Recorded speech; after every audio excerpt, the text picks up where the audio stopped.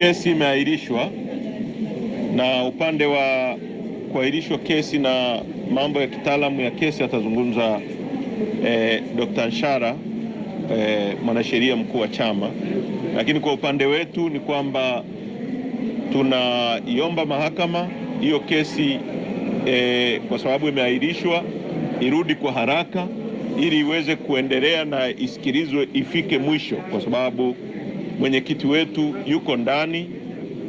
Leo ni siku ya 225, zaidi ya miezi 7 kwa kesi ambayo bado tunaendelea kusisitiza kwamba ni ya uongo, ya kutunga, kesi za kuumiza watu kisiasa, kwa sababu tunaoshindana nao hawana uwezo wa kushindana kisiasa, hawana hoja, wana uwezo tu wa kutumia vyombo vya dola, kutumia bunduki, kutumia mahakama na polisi kujibu hoja za kisiasa ambazo sisi tuko amdi na maneno, wao wako amdi na silaha na mambo kama hayo. Hilo jambo la kwanza. Jambo la pili,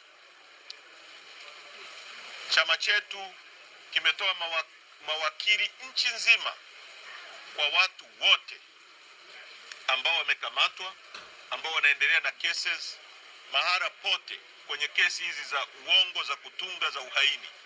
Kwa hiyo tunataka Watanzania waelewe kwamba chama chetu kitahakikisha wanapata uwakilishi kwa nchi nzima, na katika hili tunapenda kuwashukuru sana Tanganyika Law Society. Wamefanya kazi ambayo kwa kweli inapaswa kufanywa na Law Society ya nchi nyingine yoyote. Kazi yao ni kutetea watu, na nataka nimshukuru kipekee Rais wa chama cha mawakili wa Tanzania na mawakili wote wanaojitolea kuwapigania Watanzania nchi nzima. Legal and Human Rights Center wamefanya kazi kubwa, tuna appreciate, tunatambua. Kwa hiyo ni uwakilishi ambao utafanywa pamoja.